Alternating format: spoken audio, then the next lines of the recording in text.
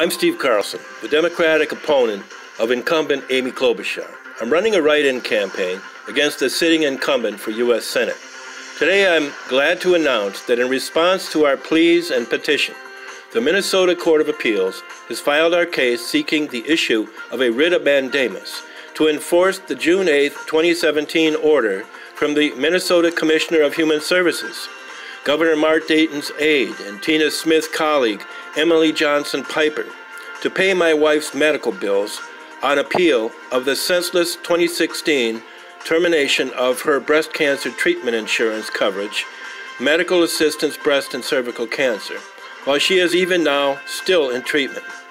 The petition for an extraordinary writ has been filed by the appellate court as A18-1578 in Ray, Victoria, and Stephen Carlson, and it requests the court to issue the writ requiring the court below and the commissioner and other Ramsey County defendants and respondents to pay for these medical services while the appeal is being heard and resolved. Because on June 8, 2017, Commissioner Piper rendered a decision which says in part, quote, "The appellant's birth date is November 11, 1951, so she turned 65 on November 11, 2016.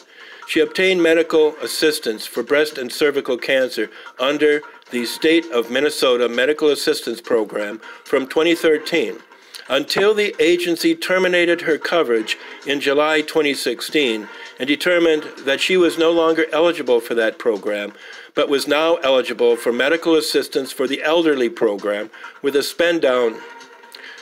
And that's from the June 8, 2017 decision of Minnesota Department of Human Services Commissioner Emily J. Piper.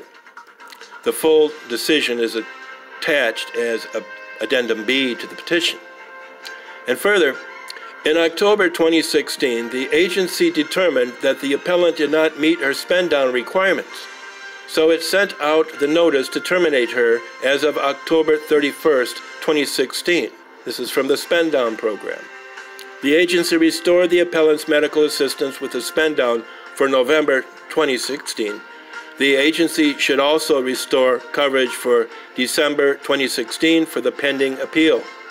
The agency has reopened the appellant's medical assistance for breast cancer from January to April 2017 and should extend that to May 2017 while the appeal is pending and until the agency can provide adequate notice of the program change to the applicants.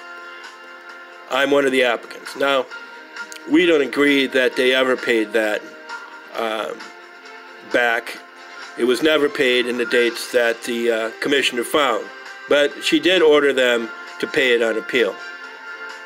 We allege a neglect of duty by Ramsey County District Judge Barsh for failing to cause Commissioner Piper for literally years to halt the ongoing deprivation of my wife, an eligible recipient patient of medical assistance breast and cervical cancer, of payments by the state for her medical care during her cancer treatment under a federal screening and treatment program.